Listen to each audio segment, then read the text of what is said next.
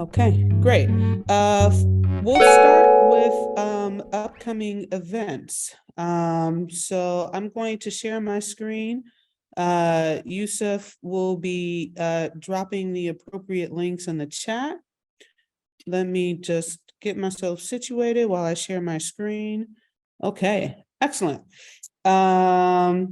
So first up we have, and actually, I think this will look better as a slideshow.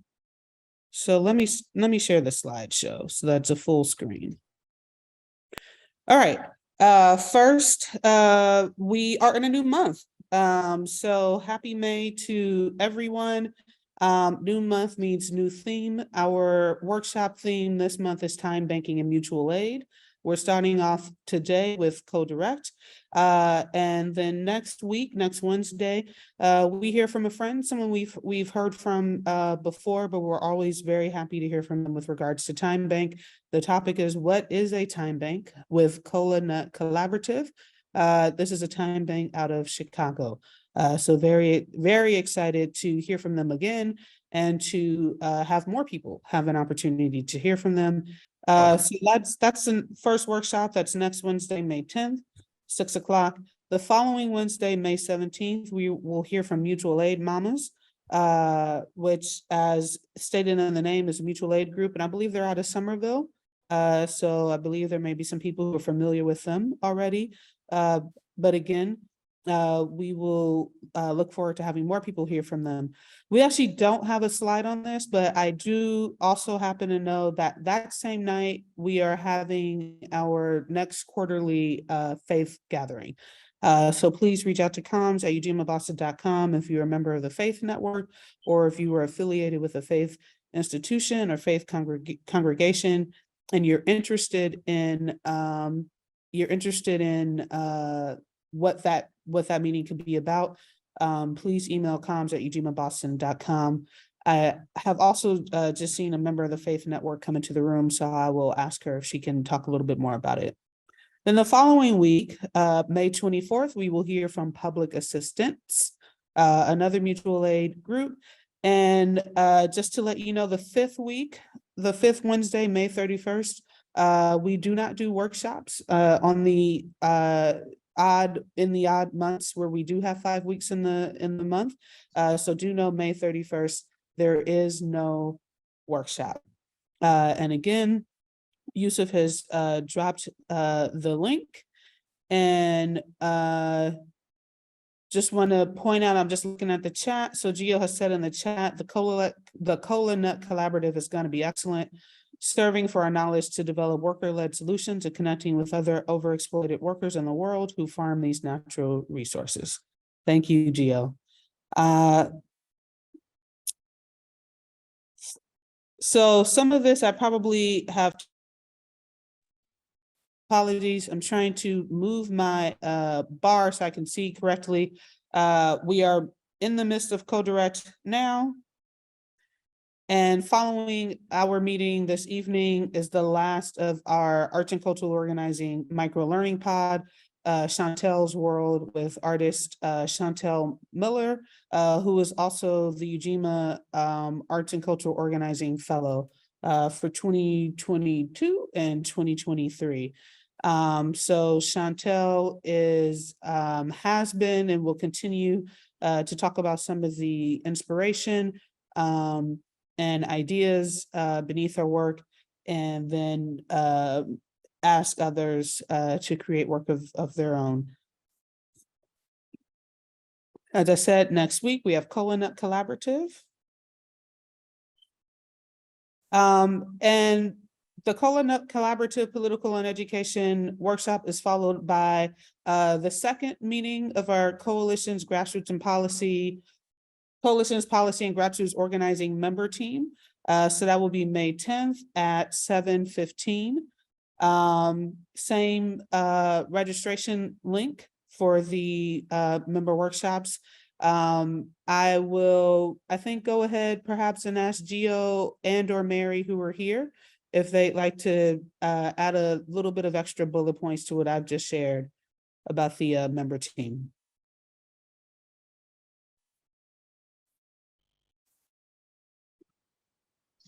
I can add that if folks haven't checked our email to meet with us about setting up one-on-one times to explore some of the topics we had talked about at an earlier meeting, to feel free to do that and then schedule any other time to meet with us about the meeting, the member team in general. Okay, thank you, Mary. So I believe Mary is referring to members and other people who had an opportunity to attend the first member team meeting and or the informational session that we held last month. Gio, Mary, and Ray, I believe, would like to follow up with one-on-ones for those who showed up. What about people who have not yet had an opportunity to come to the meeting, to come to a member team meeting and are curious about this member team? What would you instruct them to do? You mind if I take this one, Mary? Go ahead. All right, cool. So as for what we would instruct people who want to get engaged on board, like Luis, by the way, who is engaged and has been attending since our very first development meeting, please check the link in the chat. Many of you probably have already heard of this. I see all familiar faces here this evening, but I encourage you all to either attend. If you don't have the time, pass it on to the next person in your immediate family, your communities. Send them the links, get engaged. It is like the very easy to find Ujima link in our newsletter for our Wednesdays. The best way to get in touch with us is to email us. I'll put my email in the chat after I finish speaking, as well as Mary's email. And Ray, our Director of Coalitions, Policy, and Grassroots Organizing, will be present at our next meeting, May 10th. And we're very excited to continue the development phases. So please don't feel like you missed anything. Please don't feel like it's too late. It's actually the right time. Next month is also the right time. June, July, August, etc., etc. It's always going to be the right time to come join in, because the three pillars of this member team, not unlike other movements and such, but here with Boston Ujima Project, our coalition's policy grassroots organizing team is built by and sustained by these three pillars, which are the same name of the member team itself. So if you feel like, oh, my strength is knocking on doors, tabling at places, all right, tap in with us. Okay, my strength is researching policy and advocating against it, for it, or building other pathways around policy. All right, tap in with us. If your strength, happens to be building coalitions, simply having knowledge of networks where we can create that sort of ecosystem extension, spreading it out, cross-pollinating the work across the city and continuing, across, like Boston, the greater Boston area. So extending into the rest of Massachusetts, where some of you may be tuning into right now. So I don't want you to feel confined by what you think is like an obstacle to the work, unless it's like a very hard obstacle.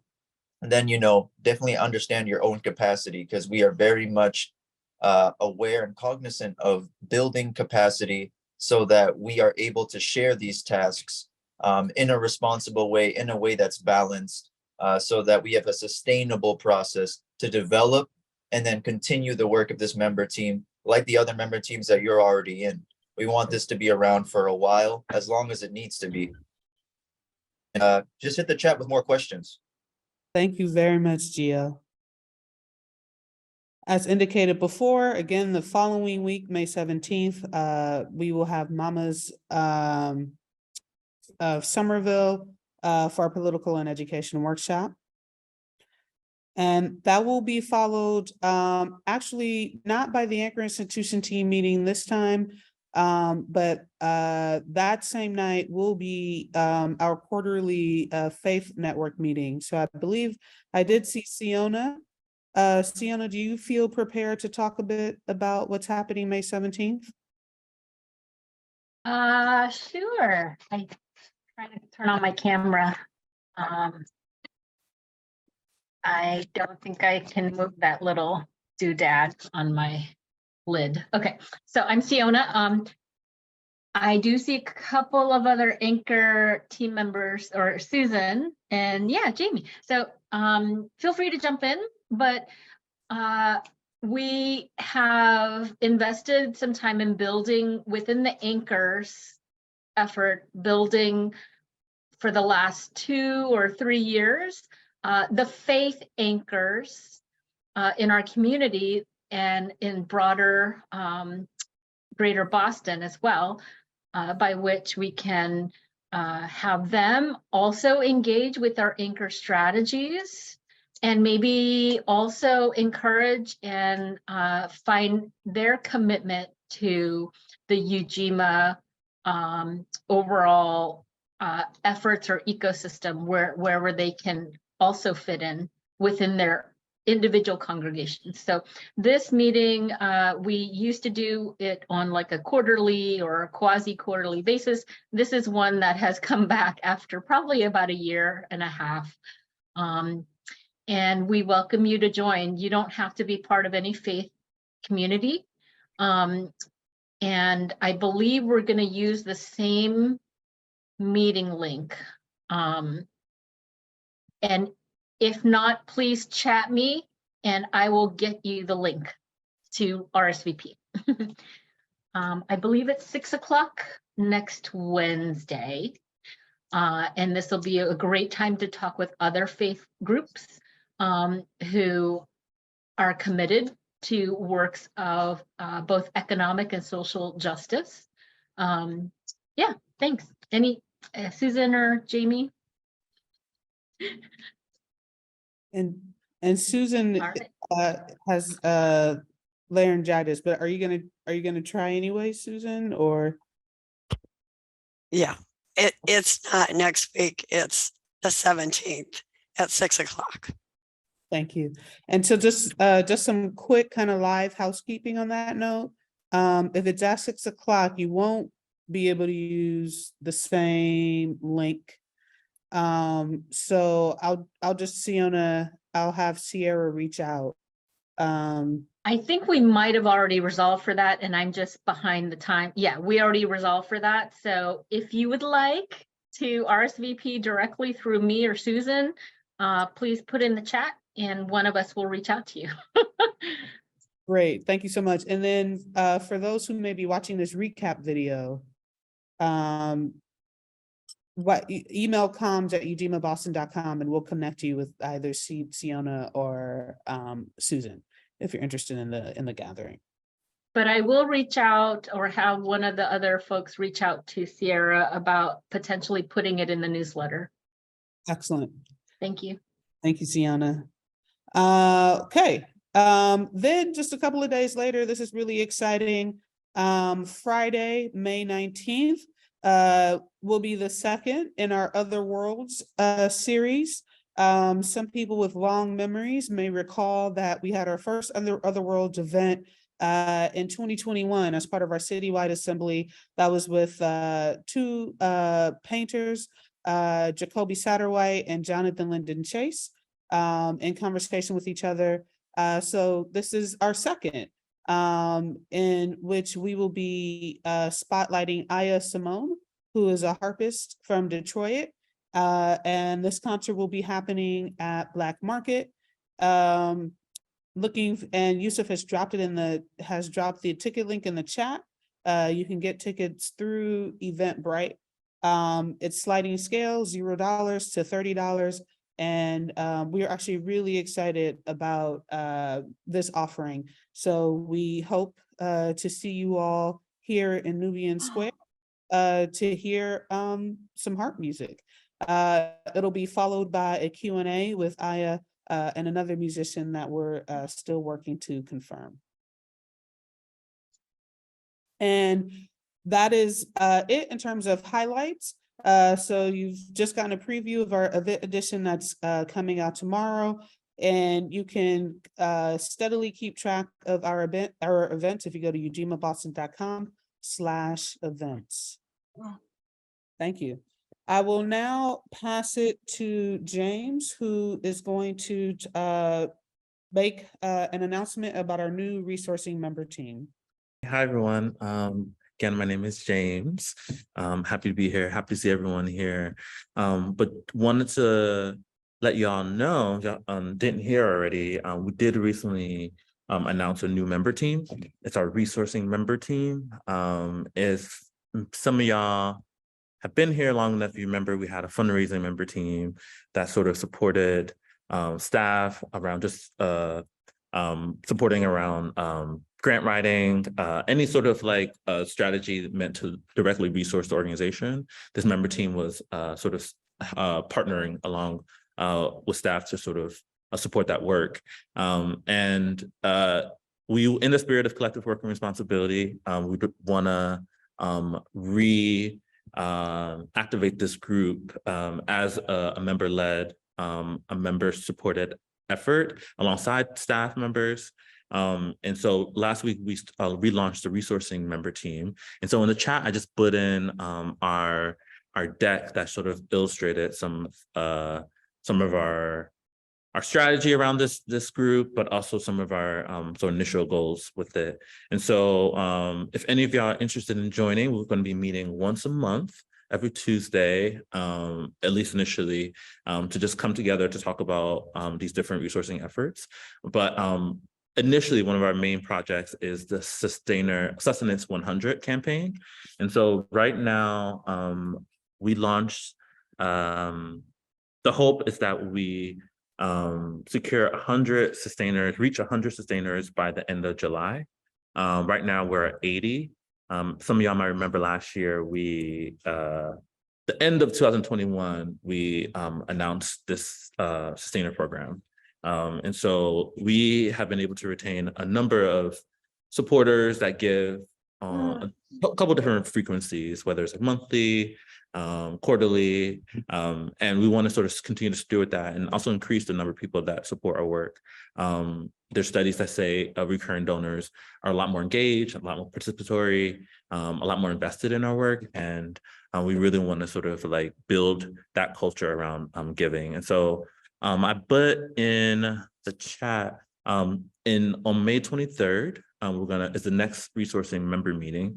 And during that meeting, we're gonna have a training to really provide space for members of Ujima and people interested in, resourcing our work, folks that are interested in fundraising, with the sort of language and tools to go out in their direct network to recruit people to support our work on a recurring basis.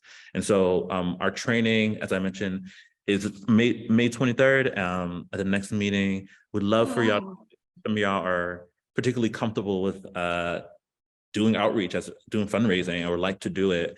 We'd love to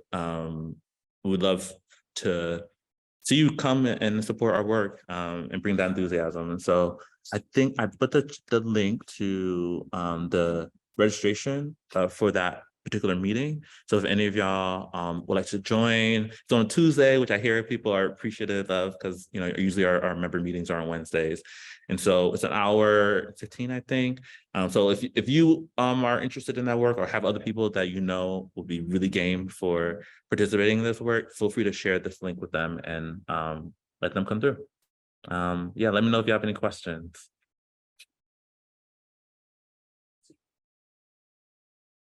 Hey, James, a quick question. Yeah, go for it. So did I see it correctly? I just looked quickly at the PowerPoint or the deck. The initiative is pretty much ending on June 23rd, or at least that's the target. Okay, so it's really like short window. Yeah, 4 weeks. It's like a month long sustainer drive. Yeah, to reach 20 new sustainers. That seems very concrete. And so maybe Susan and Jamie, we can bring this back to the Faith Network to see if we can drive some, yeah. Cool, thank you. Thank you, Sienna. And that goes for anyone. If there are other people that y'all feel like should know about this, feel free to share them this challenge or this campaign with them. Thanks, y'all.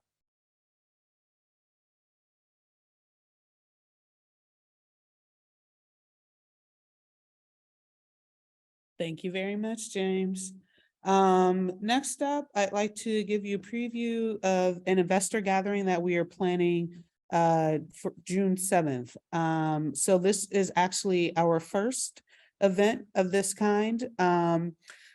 There are two primary things I would say we are seeing to with this investor gathering. One, it's an additional way that we can partner with Ujima Fund portfolio companies to help with any additional fundraising that they may be undergoing. And second, we still get inquiries for investments in the fund, which is currently closed to investment.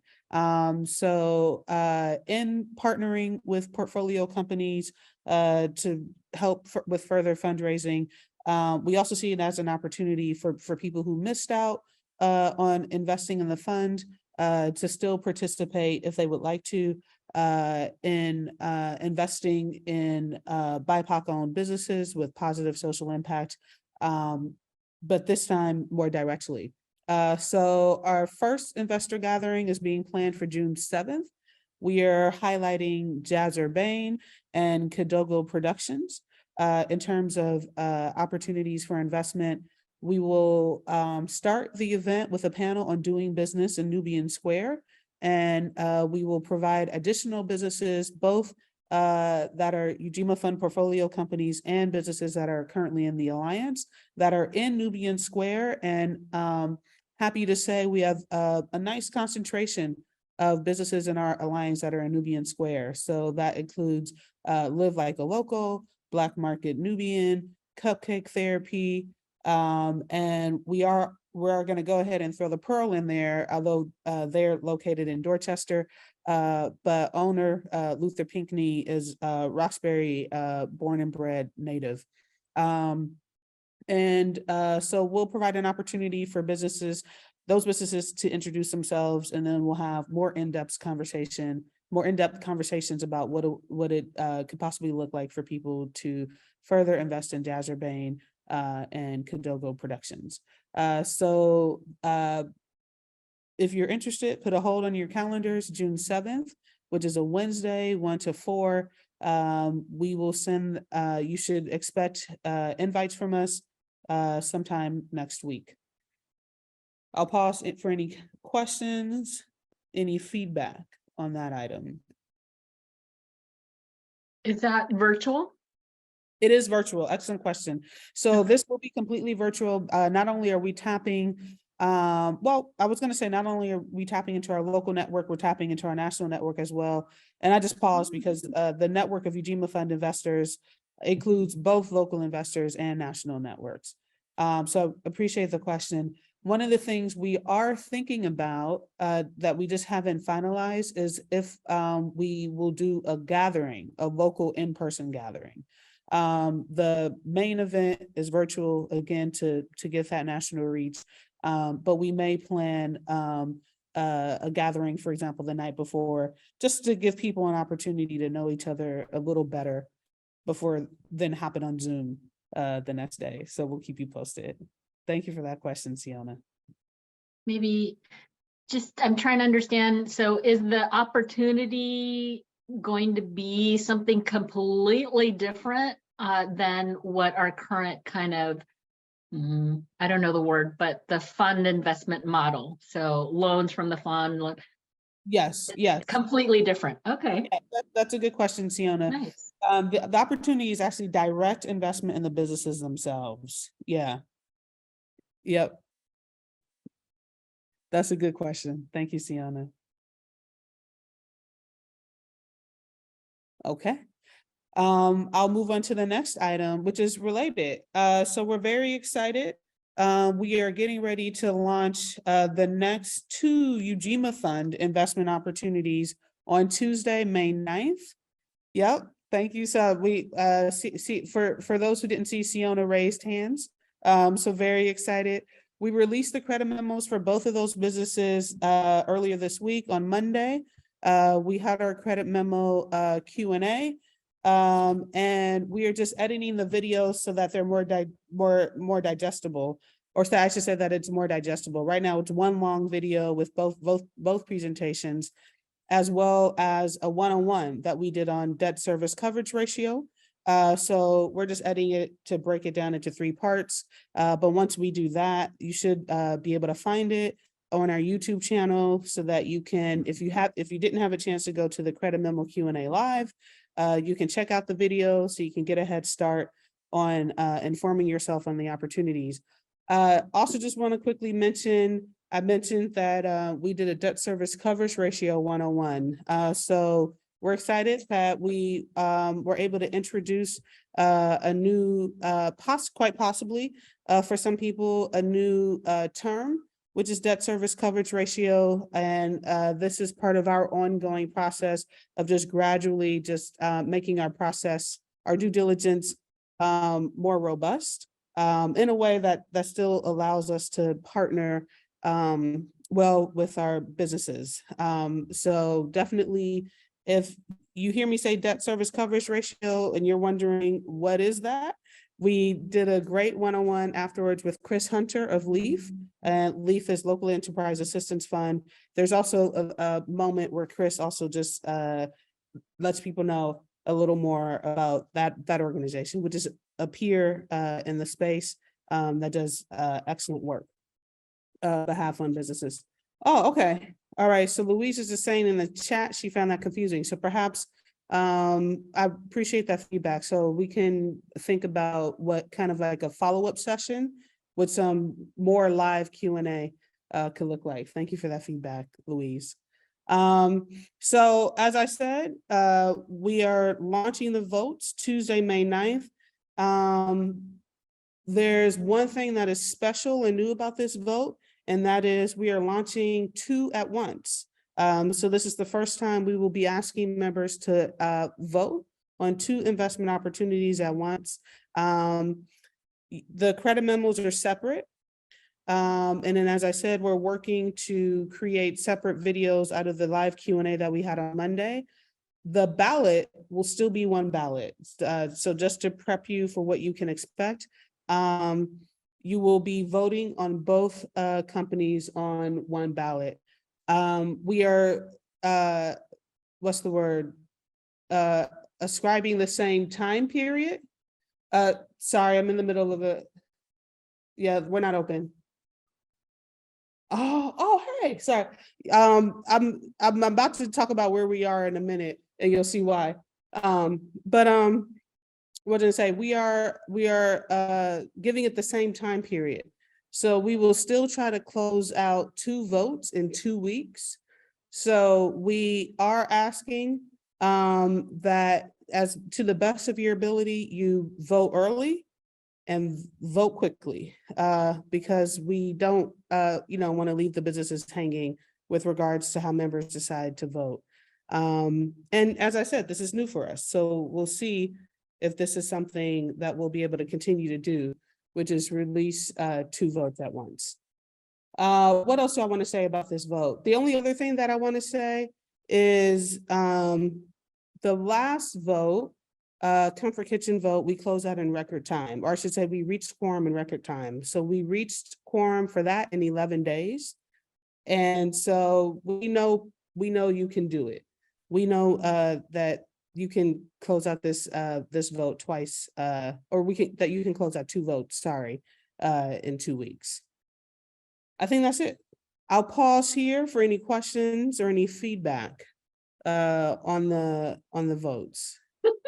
Yeah, love it. I love it. I'm like, me. So what I was thinking is like after many months of like not having a lot to vote on, and I would like to suggest that whatever script we use or communication, that maybe there's this expectation setting for the next round. Because quite honestly, this came by real surprise. I'm like, what? I just voted. I appreciate that. Yeah. I think I'm thinking of it like election cycles. So I'm like, wait a minute, it's not been a year yet or something. So yeah, I definitely appreciate that. And I know you're just reacting to the information that I've given you now. And I am curious, and you've said a little bit in terms of election cycle, and I have a response to that. And I am curious about how else you can think about that.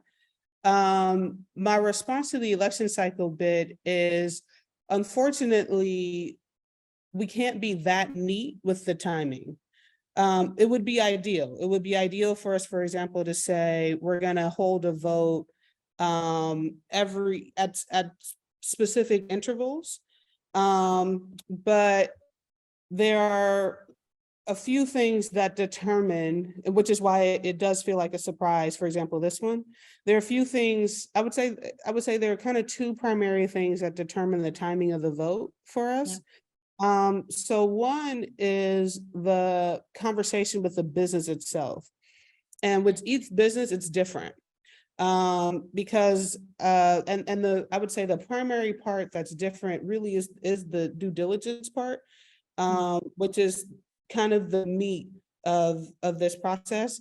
And so that really varies in terms of what type of shape the business is in when it comes to paperwork, financials, things like that. And so that there's some things we can control, there are some things the business can control within that conversation, and then there are just some things we can't control, and there's some things the business can't control. So that's one thing, and I think it's hard for us to try to stuff that into kind of like a temporal container, because we want to be patient with the business and we want to try to provide as much support as we can. For example, if it's just going to take a little more time to prepare for the conversations, that's a major piece. And then the other piece is, let's say even if that wasn't so varied, what we also don't necessarily, neither Ujima nor the business have a whole lot of control over is the urgency of the need. So then we want to be in a position to say, well, you know, it's not vote time yet, so you got to wait for there to be vote time, for voting time to come, and perhaps there's more urgency. So I would say those are the two primary things that definitely determines both the timing of the vote, as well as the speed sometimes at which we try to move. So there are moments in which we want to move as quickly as possible, still keep the robustness, still keep the rigor, but move quickly. And then there are other moments where we don't have to move as quickly. So yeah, because we definitely, for sure, we know that anticipation and regularity is ideal. Unfortunately, with the votes, that's just not always possible. And I will say, like, at least from my perspective, it's not so much that there's no set schedule, right? It's really actually the sense of unexpectedness by which I'm now having to mobilize. Like in my mind, I'm like, oh, I have to go in and do some more effort with this. And it's fine, because that's what I signed up for in some way, but it is also just, there was such a quietness leading up to the more recent things, and then the votes in between, like for the Jazz Urbane, and prior to that Dudley Cafe, like that was a longer process. I'm not sure why, but there was like 3 months between one vote and another vote for Dudley, and then there was something like, so I think it's just this kind of, now I think there must be much more ground under our Ujima efforts, and the fund is fully funded and all of this. So I think things are like really hitting the road. And I think that expectation setting when we reach out next time could actually help us kind of keep our antenna open. That actually is not just a one-time vote when somebody texts me, right? 3 times, right? It's really, hey, we're like in the season. So maybe some sort of, communication that could kind of get us a little more excited that we're kind of in the ripening season of some things, that, now the members are asked to not just mobilize for this effort, but watch out and engage. And now there's all these opportunities where I'm like, oh my gosh, Faith Network can maybe, or it's getting exciting. So I think it's just an opportunity to kind of change the tone of the messaging to our alliance and all membership, but especially the voting membership too. Yeah. Absolutely. Thank you, Sienna. Thanks. Well, watch out. I am watching out. Don't be surprised anymore. So as you said, we're in it. So as you said, so we're in it. So I think one thing that I can say now is, so a couple of things. Sierra put in the chat, yep, the COVID quiet. So I think there were a few factors going into the kind of long lulls. So one for sure was COVID. Second, still figuring out our processes, still refining. So that was a huge, those, I would say those were two pretty primary factors, because the COVID impacted our ability to even talk to businesses in the first place.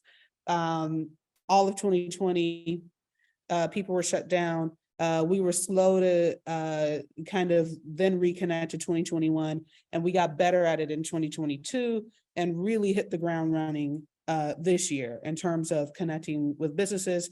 And then this entire time, we've also been really trying to streamline and refine our processes, and it's still not quite streamlined and refined, but it is, we are doing a little better than we were with our first vote, to your point, in 2019. That was our first vote, was the end of 2019. So it was 2 years before there was another vote. So that is definitely huge. We did create, to your point, because we did want to kind of prepare people, because we thought what we're experiencing now, we were going to be experiencing last year. So you do remember that we were kind of saying, okay, here we go. And then we had 2 votes. So we'll definitely update that, I think, to your point, and re-release it. I want to say, I feel comfortable saying we can probably look at votes happening now between every 4 to 6 weeks. We can look at that type of frequency, I believe, at this point. And even just a simple message with this next outreach, to kind of say something like that, that could really, I think it changed, for me anyway, it could change the mindset. I appreciate. Yeah, and also kind of get me more engaged. Like, what are all these 4 to 6 week votes? What the heck? Yeah. Right. Yeah, absolutely. And I have a lot more dinner reservations to make now. Yeah, absolutely. No, I super appreciate that, Sienna. And luckily Sierra's here. So I know Sierra's listening and taking notes. So we will make sure that is included when the memo goes out on Tuesday. And it looks like, Sierra, I think you want to say something? Well, I just wanted to highlight, and uplift Nia. We did release a voting and investment program in 2022, and I think I can drop that link in the chat real quick. But not too much else to say. But we did release this in 2022, and we will release an updated version. At that time, we were setting an ambitious goal to have 7 to 10 investments in 2022. Obviously that did not happen in 2022, but as we talked about earlier, the COVID quiet, we were just coming out of COVID, we were setting down our ground game. The Ujima Fund team was, handing out them leaflets and them pamphlets and things like that to get people really engaged and really excited about what the UGBA could do for them, and what, in turn they could learn and support other small businesses while within the UGBA. And so, this is the year. This is the year of those 7 to 10 investments. We just did 2. Yeah, we just did 2, and then next week we're going to release the other 2. And following that, as Mia said, we're hoping that in June or July we'll release another one. So I think every 4 to 6 weeks sounds great. Yeah, that's about the speed at which, our community, our business community at least desires that we move that, because they need things just like we need things. But we are also taking a look at all of our communications and making sure that we're not bugging y'all too much, but also making sure that you guys know what's upcoming. So thank you, Sienna, for the question. thank you. Yeah, this is, and I really do appreciate the question and the feedback, Sienna, because I can definitely think of what we would want to include. We need to walk the line between not too much information, because we want people to focus on you know, here's the ballot, here's the information, let's take action. And to your point, though, getting people oriented and excited. And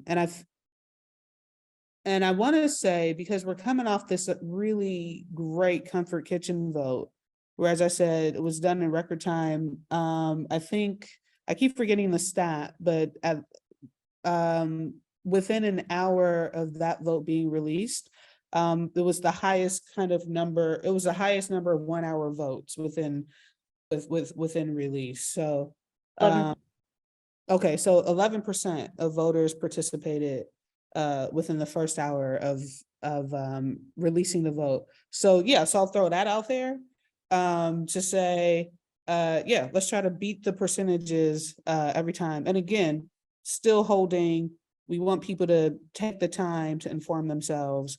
But yeah, super appreciate that, Sienna. That leads me to, I didn't have this on my list, but I do want to make sure I have two more announcements or two more things to discuss. And we might actually surprisingly run out of time with this. On Saturday, we held our first Ujima Fund Town Hall. So that was Saturday in the afternoon. We are also working on making that recording digestible before it hits our channels. But that was the first Ujima Fund Town Hall. That is something that Ujima Fund Town Hall we are going to be doing on a regular basis. So there were two primary objectives to the town hall. One was debriefing both the Comfort Kitchen and the Kush Groove votes. So there we went through the different types of feedback that we received on both votes, as well as questions.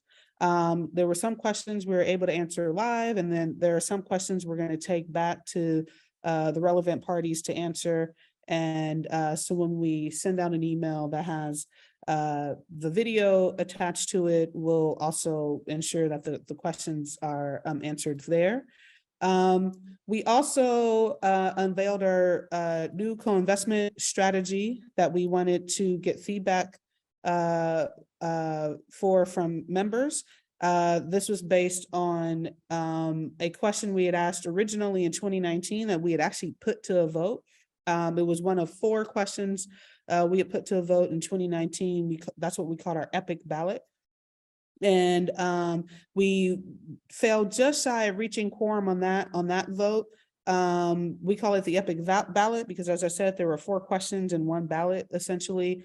It took just over 4 months to actually close out or to reach quorum on the first 3 questions. And then by the time we had gotten to the 4th question and we were still waiting to reach quorum on that, it was taking so long that we called it. We said, okay, we gotta, it doesn't seem like it makes sense. Oh yeah, sorry. Yeah, Sienna just put in the chat, she's bummed, she missed it. But yeah, we'll have the recordings. So we said it doesn't really seem to make sense to try to drag it out longer. We should call this a failure. That's important for us. So it's important for us to be able to experience some failures and not kind of massage things so much that we're calling everything a success. Not everything can be successful. And so then take the failure, glean some learnings from it, which definitely one was, you can't ask people that many questions at one time. It's probably too much. So that was definitely one thing we learned. It felt right related to this last conversation. It felt right to us to return to this question of co-investment. And just as a quick reminder, we were interested in the question in the first place because we are definitely able to learn about quite a lot of different opportunities through our regular assembly process. And we were also aware that there were going to be some opportunities that members just were not going to be aware of just because of their nature. So business to business opportunities, for example, real estate opportunities, for example. And so the question was, can we have investment partners who can source some opportunities for us, and we can go in on those investment opportunities with them. We would cap it So we said we would cap it at 1/3 of investment so that the process that's still prevailing is our community process. And so we returned to that on Saturday. Again, kind of related to our last conversation and the question you asked, Siona, we also said, we're not going to try to put this to a vote. Because we said, we want to in terms of the voting mechanism, we want to prioritize investment votes because they are coming faster now. There are more now. We don't want to wear people out. And so this is just, we're presenting the idea and we want feedback.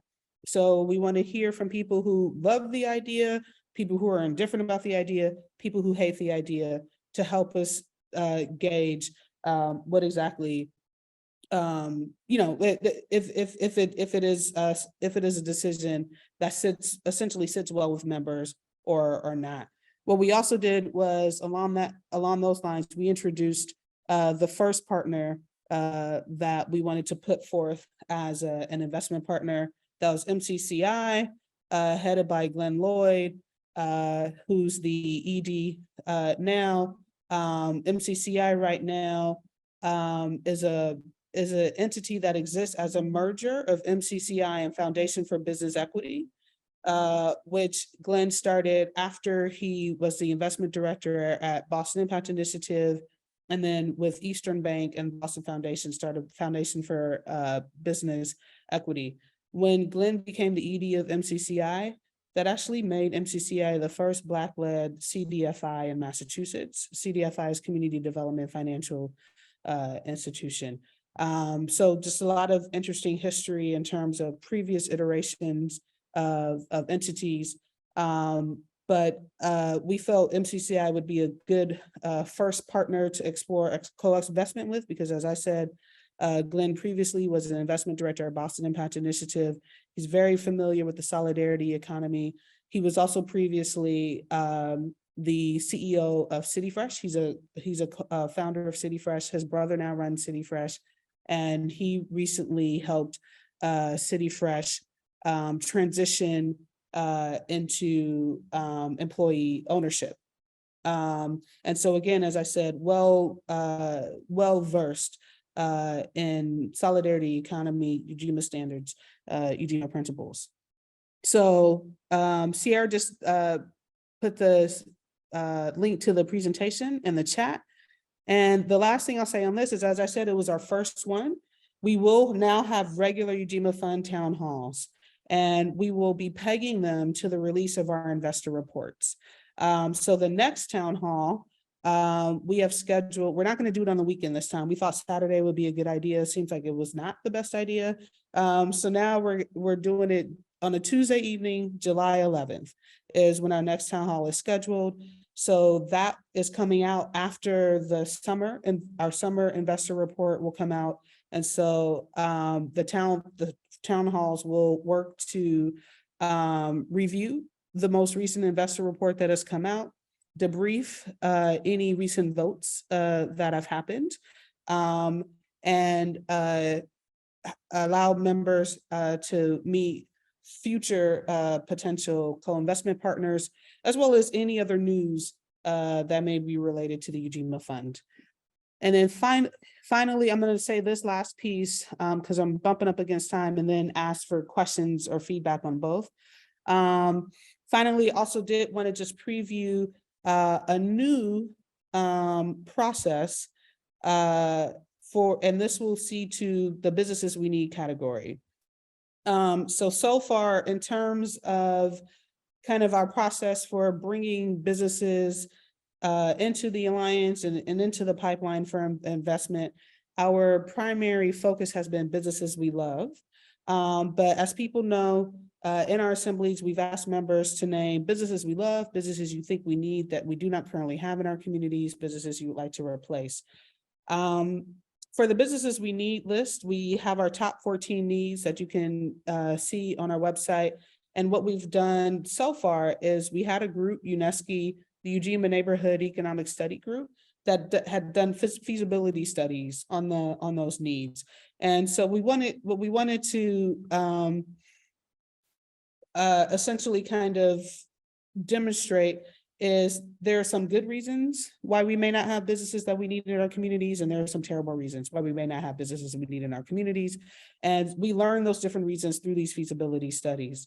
What we are going to do now with this businesses we need list, and really this is so that we can kind of have a balance of seeing two businesses that have been named by community members already, and we haven't had a chance to ratify those businesses just because there's a lot of them.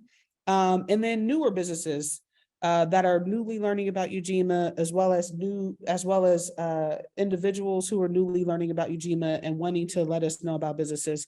We feel like we have been able to create a process that holds true to community leadership, and again sees to this tension of addressing businesses that have been named and we haven't had a chance to kind of put them to members for review, as well as businesses again who are just learning about us and who would like to become a part of the ecosystem, and we should learn more about them.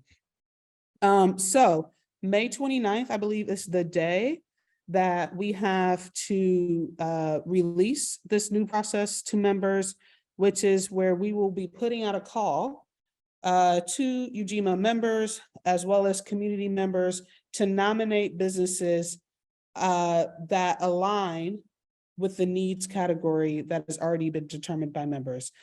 So for example, one of the needs category is an art space. So we will put out a call, we will open up a call May 29th. We'll have that open for, I believe we said 2 weeks. We'll have it open for 2 weeks, and that's an opportunity both for businesses and or organizations who are in the art space category who would like to say, hey, Ujima, we want your members to learn more about us. We would like to be considered for inclusion in your investment plan, as well as individuals to say, oh, I know about an art space, who should be named, that should go in front of members. We will announce that May 29th. And as I said, that will be open for 2 weeks. And then we will then start the process of putting those lists of businesses in front of our delegates for ratification and ultimate inclusion in an investment plan if those businesses get ratified. I know I've said a couple of mouthfuls, and I know I am over time. I do apologize to people who are coming in for the Arts and Culture Organizing Micropod. I would like to ask for perhaps 5 more minutes just to make sure if anyone has any questions or reflections or feedback, we're able to at least get a little bit tonight. Thank you, Chantel. Chantel said thumbs up. All right, so I'll pause.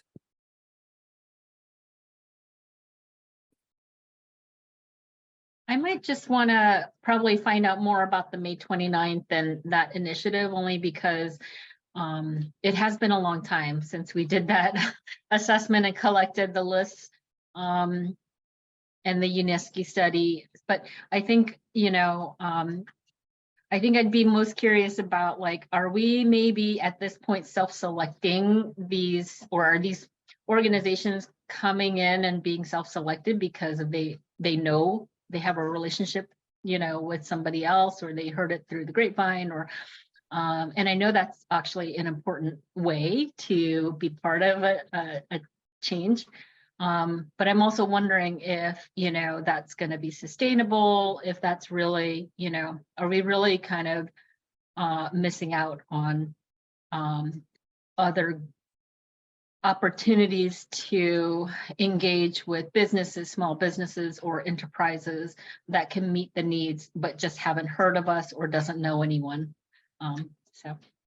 Yeah, thank you, Sienna. No, great question. And as Sierra said, this is exactly why we've created this process. And so that's why I say it's a balance between, we're trying to balance between the fact that right now right now in our investment plans, we have 220 businesses. It's a lot of businesses. So when I say in our investment plans, meaning these are businesses that have been voted on. And we have, I can't remember offhand, but I would say maybe about 3 or 4 additional lists that have been collected over the years that we've not even had a chance to present to members yet. And so what has happened is as more people have learned about Ujima or somehow become affiliated or entered the ecosystem in some way, they, just to your point, they say, hey, oh, great, I have some businesses you'd love to meet. And our response has been, get in line. That essentially had been our response up until this point. And so we think this process has allowed us to say that less, to say, okay, how do we see to the line, so to speak, and how do we also allow ourselves to welcome in new people?